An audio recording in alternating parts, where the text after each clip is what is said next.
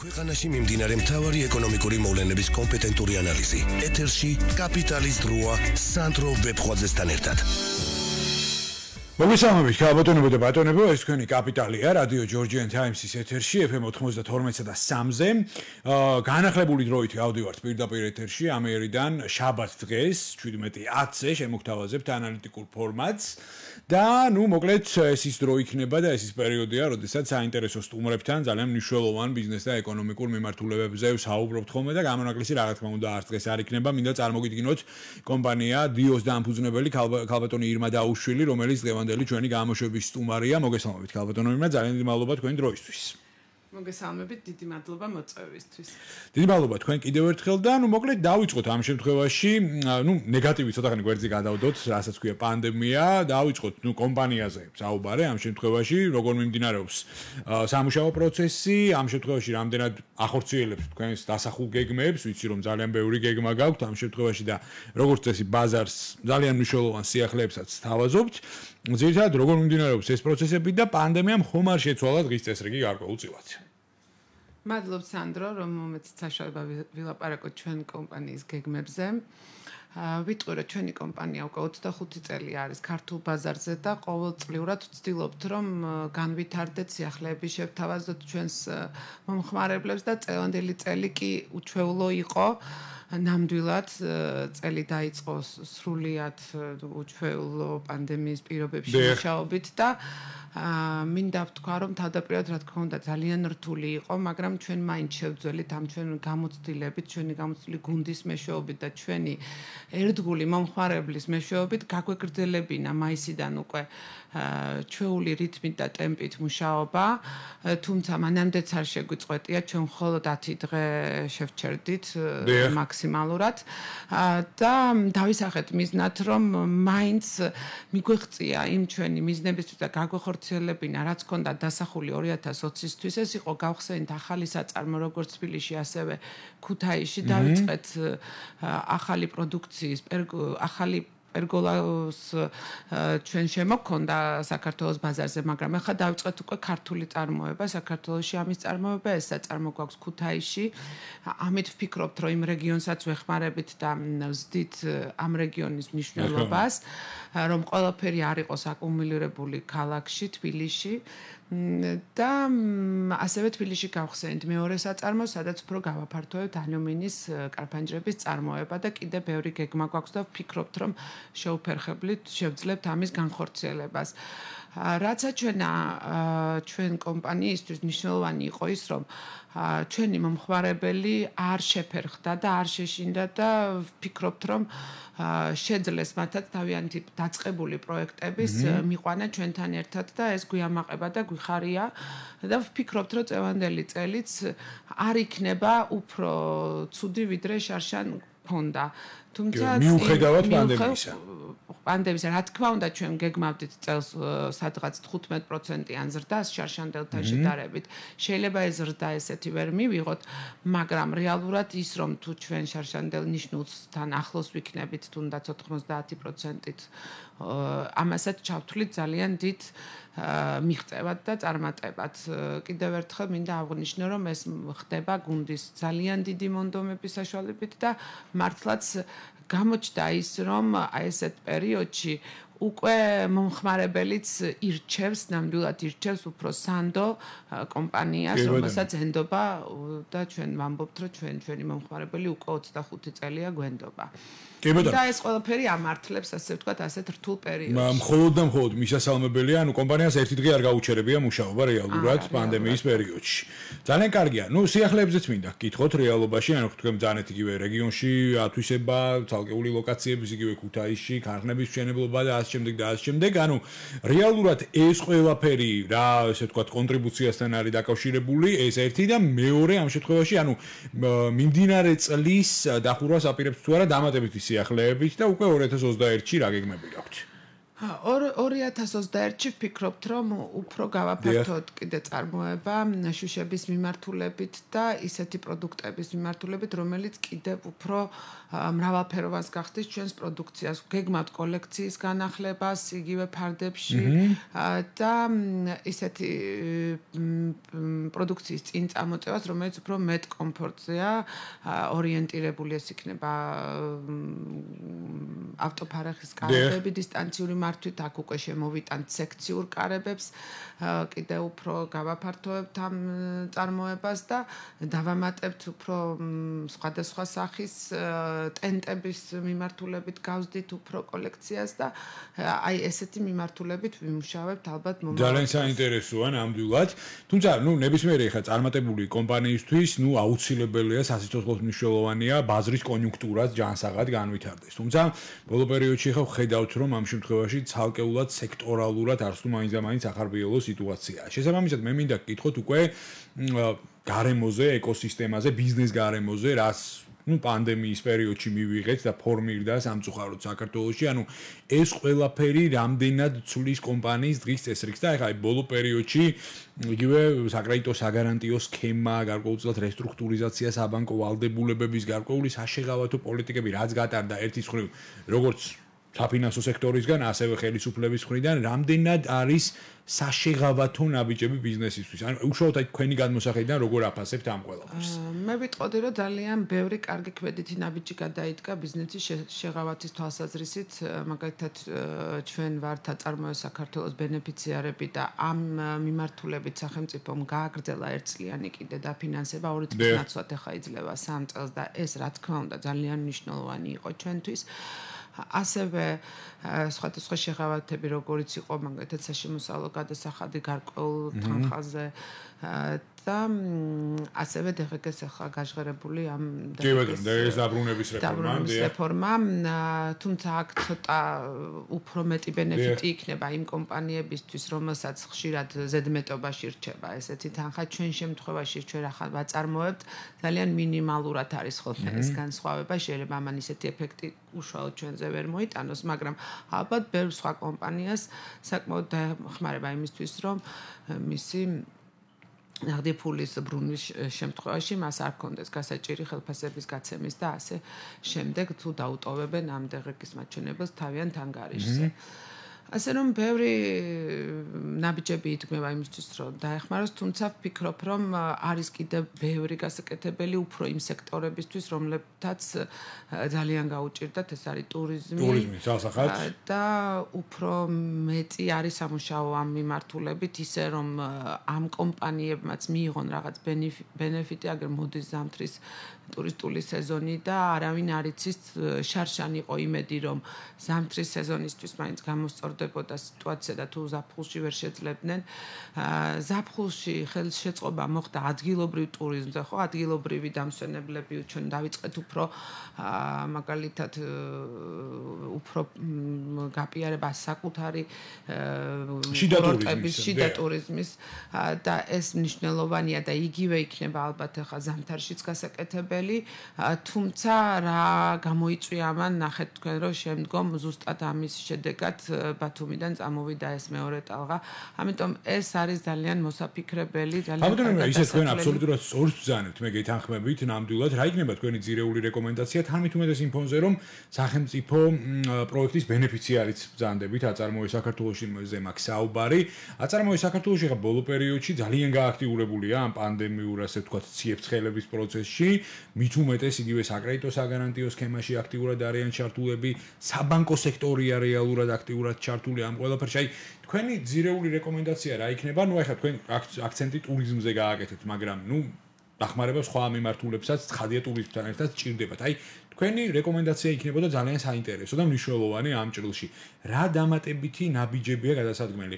ასევე ხომ არ პასიურობს საბანკო სექტორიც და აი რეალურად სიმძიმის წერტილი აქ სადგადის. ანუ რამდენად კარგი პარტნიორი აღმოჩნდა ამ ძნელბედობის ჯამს საბანკო სექტორი ბიზნესისთვის. საბანკო სექტორით თავისებურად ბიზნესია ხო? რა თქმა უნდა. ამიტომ ასეთი მოთხოვნა მხოლოდ ერთი ინსტიტუციისგან რომ მან გაიღოს და გააკეთოს შეღავათები ცოტა არასწორი მგონია დათვლების და გამოთვლების საკმაოდ დაზარალდა ასე ვთქვათ საბანკო სექტორიც იმ ხრივ რომ ძალიან ბევრ კომპანია გახდა არალიკვიდური. მოდი ნუ ვიტყვით იმას რომ ისინი დღესვე ალბათ არავის არ აღჭობენ ასე ვთქვათ მიდის ალბათ მოლაპარაკებები, გადადებები, გახანგრძლივებები, სადღაც შეღავათის გაწევად ალბათ მიმდინარეობს ეს მუშაობა. მე ყოველ შემთხვევაში იმედს ვიტოვებ. ამიტომ ცალსახად ეს საუბარი რომ აი საბანკო სექტორიდან წამოვიდეს შეღავათები, ალბათ ეს არის ერთიან ჭრილში განსახილველი. სახელმწიფო, ბანკი და თვითონ ბიზნესი ერთად უნდა დაჯდეს მოლაპარაკების მაგიდაზე და მოიძებნოს ის საშუალო ოქროშუალედი, რომელიც საშუალებას მისცემს საბანკო სექტორსაც აქტიურად ქმედითურუნარიანობის და სხვა სექტორებსაც განვითარების. უბრალოდ აქ შეიძლება ცოტა შეღავათები გაკეთდეს კიდე ქონების გადასახადზე. ეხლა ტურიზმს გაეწია შეღავათი ხომ?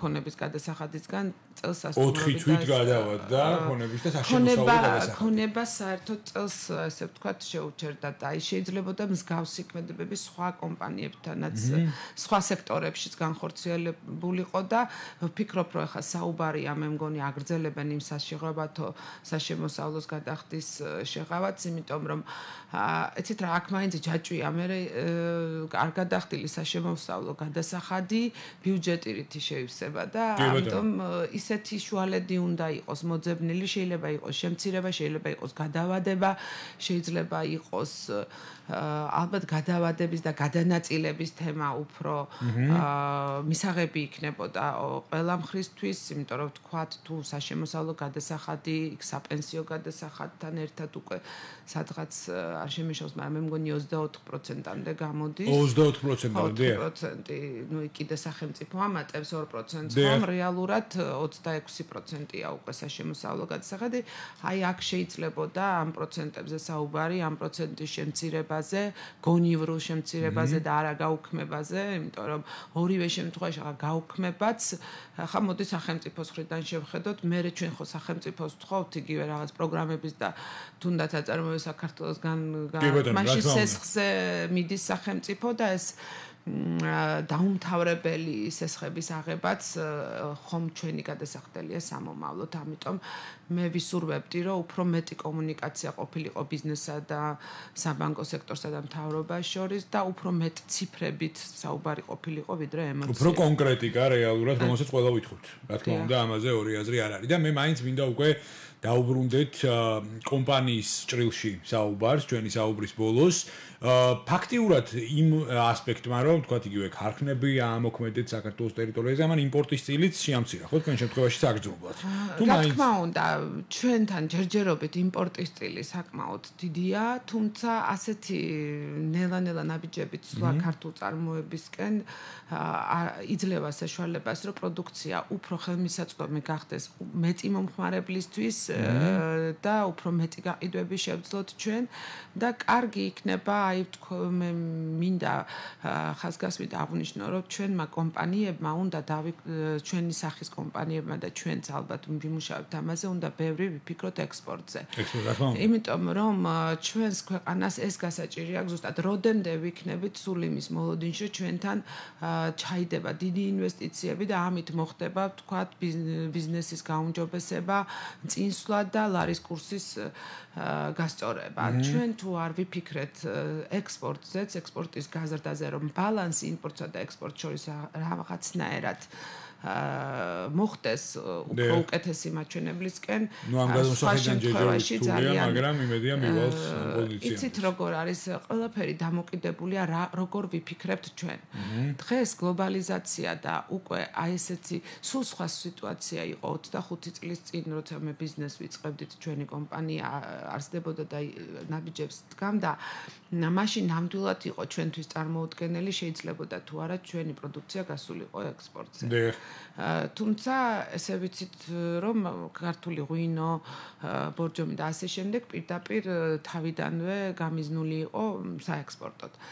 მაგრამ ეხა აჩვენა უკვე განვითარებამ რომ ნებისმიერი პროდუქცია შეიძლება მსოფლიოს ერთ კუთხეში შეიქმნას და ვრცელდებოდეს მსოფლიოს ნებისმიერი მიმართულებით, იმიტომ რომ განვითარდა ლოჯისტიკა, განვითარდა გლობალიზაცია, ინტერნეტით წვდომა მეტია, ფულადი გადარიცხვები არ ჭირს, ფაქტიურად საზღვრები აღარ არის ასე თუ მიუდგებით და ამიტომ გვაკლია ჩვენ რა, გვაკლია მე ვფიქრობ განათლება და ფიქრი ამ მიმართულებით, რომ ჩვენ შეგვიძლია საექსპორტო პროდუქციის შექმნა ნებისმიერ სექტორში და არა მარტო სოფლის მეურნეობაში. მე ძალიან ვაფასებ და პატივს ვცემ თქვენს რეკომენდაციებს, რაც გააჟღერეთ ამ ეთერში. მე მინდა მადლობა გადაგიხადოთ ტრადიციულად საინტერესო საუბრისთვის, გისურვოთ წარმატებები და იმედი გამოთქვა რომ ჩვენი სტუმარი კიდევ არაერთხელ იქნებით.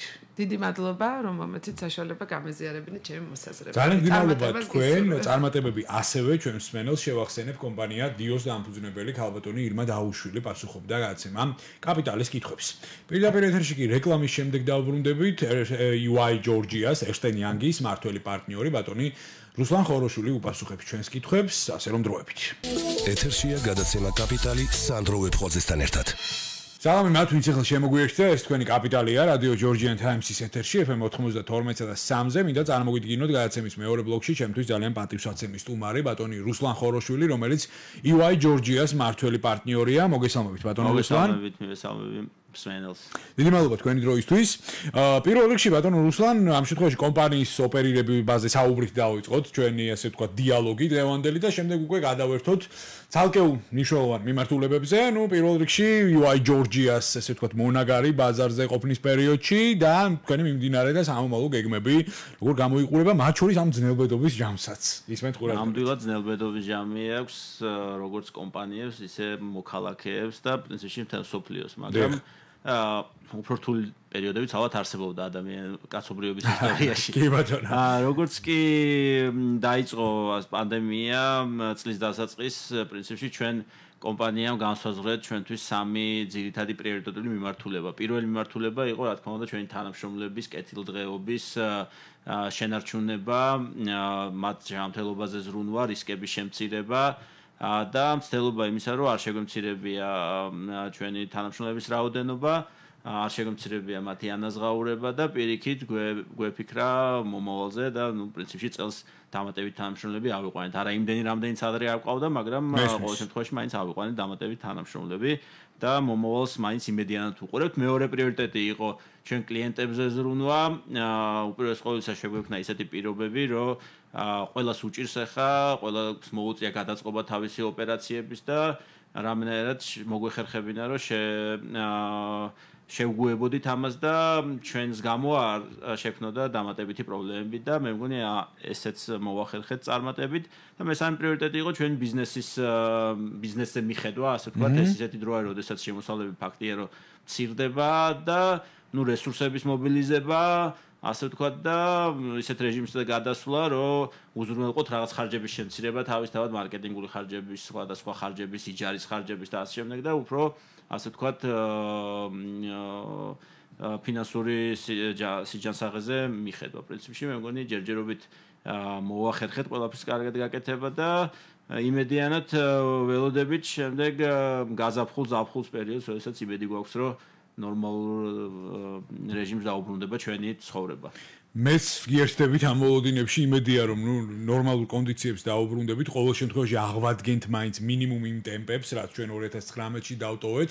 თუ იმედია რომ ოპტიმიზმის საფუძველს გვაძლევს მათ შორის საერთაშორისო ფინანსური ინსტიტუციების რეკომენდაციებიც ეკონომიკურ ზრდასთან, მაგრამ ამ ჭრილში ჩვენც ბევრი გვაქვს გასაკეთებელი.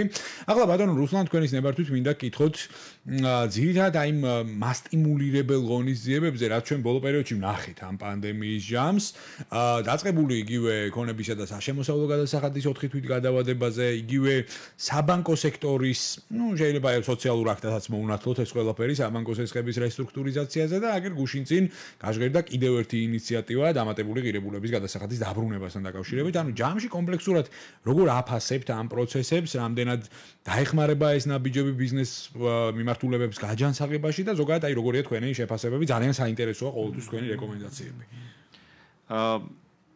რა თქმა უნდა, შეუძლებელი არის ნებისმიერი ისეთი ღონისძიებების დაგეგმა, რომლებიც უზრუნველყოფენ ამოდენა ბიზნეს დანაკარგის რაიმენარად ანაზღაურებას. ამიტომ მოლოდინი, ასე ვთქვათ, ძალიან დიდი ამ ნაბიჯებისაგან არა მაქვს მე და შეუძლებელიც არის ესეთი ნაბიჯების განსაზღვრა, მაშინ შესაძლებელი იქნებოდა პრინციპში მხოლოდ და მხოლოდ მასტიმულირებული ნაბიჯებით ეკონომიკის არსებობა, ხო?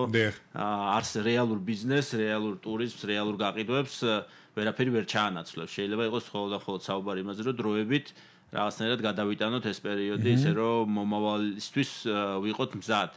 და ძირითადი პასუხისმგებლობა მაინც თითოეულ ინდივიდს და თითოეულ კომპანიას ეკისრება იმაზე, რომ იყოს მზად მათ შორის ასეთი მდგომარეობებისთვისაც რა. ამიტომ კი ის ღონისძიებები რაც ჩატარდა კარგი იყო, მე მგონი შეიძლება თუ არა უფრო მეტის გაკეთება, შეიძლება თუ არა თქვათ უფრო მეტს ნაკლებს ხარჯავდეს სახელმწიფო, ეს ყოველთვის შეიძლება რა და შეიძლება ყოველთვის უფრო მეტის გაკეთება, მე მგონი რა, რაც გაკეთა ცუდი არ იყო. მაგრამ ხო, ისეთი რაღაც მოლოდინი რომ ეს ჩაანაცვლებს რეალურ ყველა ბიზნესი ხა არის განუსაზღვრელობის მდგომარეობაში და ყველა უნდა თავს მიხედოს რა. მესმის აბსოლუტურად თქვენი რეკომენდაცია. რეალურად ახლა აი ფინანსური ინსტიტუციების ჩართულობაზე და აქტივობაზეც მინდა გკითხოთ. ანუ რეალურად ეს იყო თუ არა მაქსიმუმი, რაც გაიღეს კომერციულმა ბანკებმა თუ რეალურად უფრო მეტი ეწიფება ხელს დღეს ფინანსურ სექტორს. თუმცა აქვე სამართლიანობისთვის აღსანიშნავია, რომ ლიკვიდურობის პრობლემა მათ შორის საბანკო სექტორსაც შეეხოდა. ეხლა ერთადერთი ბოლო პოზიტიური მონაცემები რაც არის, მხოლოდ TBC გავიდა მოგებაზე, როგორც ვიცი, 8 თვის მონაცემებით, ანუ ასე ვთქვათ, პლუსია გასული. საქართველოს ბანკი არც თუ მაინც და მაინც ახარბიელო სიტუაციაშია ჯერჯერობით და შესაძლოა ჯანდაცვის ჯგუფი ლონდონის საფონდო ბირჟიდანაც მოიხსნა, როგორც ვიცი და მაქვს ინფორმაცია. ანუ აი ჯამში მაინც მიუხედავად აი ამ მანკიერი თემებისა, როგორ აფასებთ საბანკო სექტორის ოპერირებას? მე მგონი ჩვენი საბანკო სექტორი საკმაოდ ჯანსაღი არის. ეს ზარალები უნდა ვიცოდეთ, რომ არ ნიშნავს იმას, რომ ეს არის მოლოდინებზე დაფუძნებული შეფასებები, ბანკები აფასებენ რამდენად შესაძლებელი არის მათი კლიენტების პრობლემების გამო გაუჭირდეთ გადახდების გაკეთებას ესხების, ხო ძირითადად ესხები არის ჩვენი ბანკების აქტივების მხარე. შეიძლება ეს დანაკარგები არც იყოს ამდენი, უბრალოდ ლოგიკურია, რომ წელს ბანკები კონსერვატორად უდგებიან თავიანთ შეფასებებს და ქმნიან რეზერვებს იმისთვის, რომ ისე თავისი ბიზნესი მართონ იმ კუთხით, რომ იყვნენ მზად შესაძლოა სხვადასხვა სცენარისთვის, მათ შორის ცუდისთვის, ხო? შესაძლებელია, რომ ესეთი ზარალები მომავალ წლების მოგებით ჩანაცვლდეს. ხო, მე არ მგონია, რომ ბანკებზე უნდა ვილაპარაკოთ ისე, რომ საკმარისი იქნეს, შეეძლოთ უფრო მეტი დათმობებზე წასულიყვნენ, ბანკები ჩვეულებრივი ბიზნესი არის, მათ მოიქცნენ ისე, როგორც ჩათვალეს, უფრო მომგებიანი იქნებოდა ბანკისთვის, მისი მფლობელებისთვის, მის სხვადასხვა სტეიქჰოლდერებისთვის, ისევე როგორც უნდა იქცეოდეს სხვა კომპანიები. მე არ მგონია, რომ საერთოდ არ ვეთანხმები, რომ ძალიან ესეთი დიდი დახმარებები, განსაკუთრებით სექტორული და განსაკუთრებით თქვა აი კომპანია არის ორი კომპანია, ერთი კომპანია რომელსაც ჰქონდა დიდი სესხი და მაღალი ლევერიჯი და ძალიან გაუჭირდა და მეორე კომპანია რომელიც თავის დროზე ნაკლებ მოგებას ღებულობდა, უფრო მეტი კაპიტალი ჰქონდა, უფრო ნაკლები ლევერიჯი, უფრო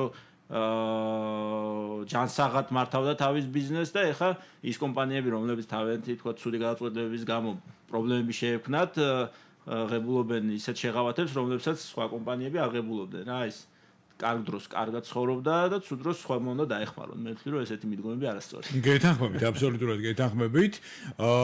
საერთაშორისო დონორებთან პარიტეტზეც მინდა გკითხოთ, ანუ ამ შემთხვევაში რამდენად იმედის მომცემ, ეხლა გასაგებია, რომ საერთაშორისო სავალუტო ფონდი, აზიის განვითარების ბანკი, მსოფლიო ბანკი ძალიან კონსერვატიულები არიან, როგორც ნაბიჯებში, ასევე კონკრეტულ ქმედებებში, რომელიც ამა თუ იმ კონტრიბუციით გამოიხატება ხოლმე. შესაბამისად, მე მაინტერესებს, ანუ რამდენად სწორად წარიმართა მათთან კომუნიკაციის, ესე ვთქვათ, ხარისხი.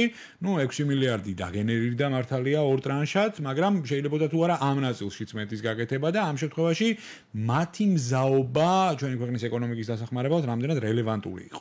მე მგონი ძალიან დიდი რესურსი გამოგვიყო საერთაშორისო ინსტიტუტებმა, ალბათ იმაზე მეტი ვიდრე ბევრი ადამიანი მოელოდა და რა თქმა უნდა ეს თანხები გვეხმარება იმაში რომ დღეს თავს უფრო კომფორტულად გრძნობდეთ, მაგრამ ეს თანხები არ არის უფასო, ხო?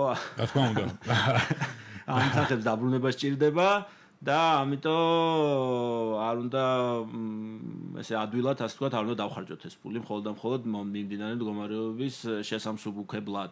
ასე რომ მე ვფიქრობ ეს თანხები საკმაოდ დიდი არის, აჩვენებს რომ ჩვენი მეგობრები ჩვენს გვერდით დგანან და თუმცა მე მაინც ვისურვებდიო ცოტა უფრო ფრთხილად დავხარჯოთ ეს ფული ვიდრე დავხარჯავთ. გეთანხმებით. კიდევ ერთი საინტერესო თემა, კონცეფცია უბრალოდ ეს საკრედიტო საგარანტიო სქემაა. აი ამ ჭრილშიც მინდა გკითხოთ ამ შემთხვევაში თავიდან ბოლომდე ინსპირაცია ამ სქემის შექმნის არის მცირე და საშუალო ბიზნესის სტიმულირება და განსაკუთრებით იმ დარგების სტიმულირება, რომლებიც ფრონტის წინა ხაზზე აღმოჩნდნენ.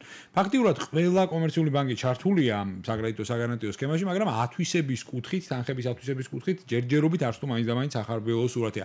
აი ამ შემთხვევაში თქვენი აზრით სად უნდა იყოს წყალგამყოფი, ანუ ეს საინფორმაციო კომპონენტი მოიკოჭლებს თუ რეალურად კონცეპტუალურად არის გაცილებით უფრო მეტი სწორი ვექტორი გასავლები. როგორც თავიდანვე აღნიშნეთ, ვერაფერი ვერ ჩაანაცვლებს გაყიდვებს. ანუ ბიზნესს უნდა ქონდეს გაყიდვები.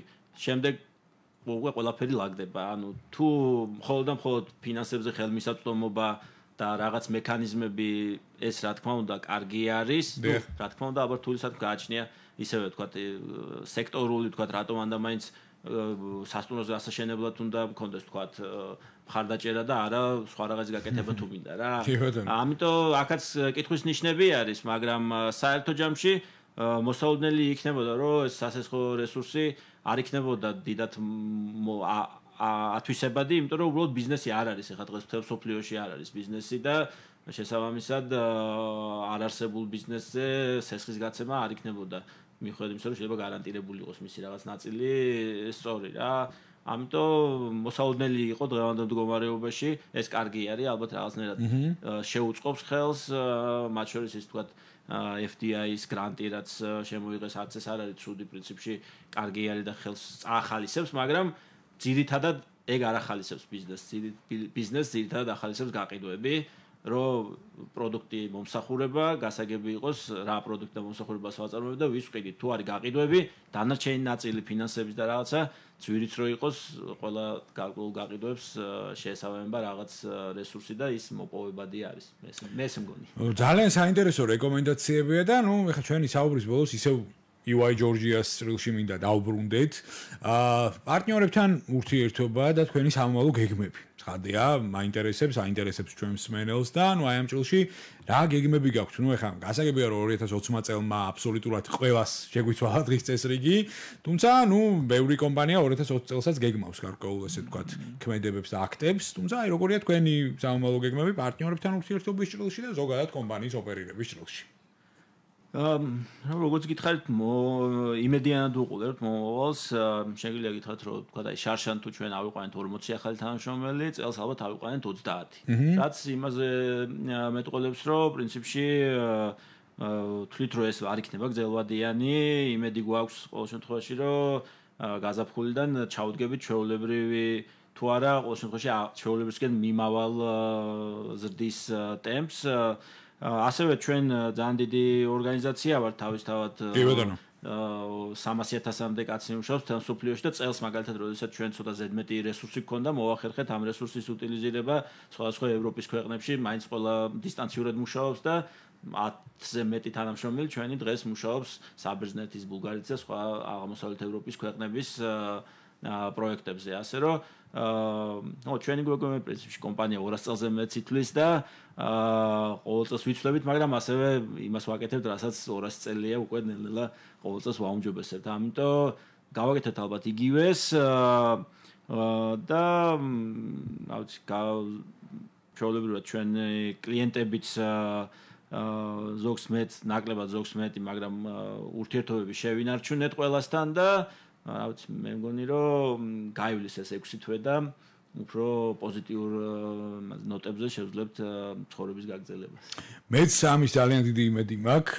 მე ბატონო რუსლან ძალიან დიდი მადლობა და გადაგიხადოთ ტრადიციულად საინტერესო საუბრისთვის ძალიან მნიშვნელოვანია ხოლმე როგორც წესი პირადად ჩემთვის და რა თქმა უნდა ჩვენი მსმენელისთვის და მაყურებლისთვის თქვენი რეკომენდაციების მოსმენა. იმეც ვიტყობ რომ ჩვენი სტუმარი კიდევ არაერთხელ იქნებით. დიდი სიამოვნებით. ბატონი რუსლან ხოროშვილი, EY Georgia-ს მართველი პარტნიორი პასუხობდა გადაცემა კაპიტალის კითხვებს. ამ დროისთვის სულ ეს იყო გადაცემის ამ ფორმატში შევხვდებით უკვე მომავალ შაბათს, თუმცა ორ შაბათიდან თქვენ ბიზნეს და ეკონომიკური სიახლეები გელით, დღეში ხშირად, ასე რომ მომავალ შეხვედრამდე. ქვეყანაში მიმდინარე მთავარი ეკონომიკური მოვლენების კომპეტენტური ანალიზი. ეთერში კაპიტალის დროა სანდრო ვებხვაძესთან ერთად.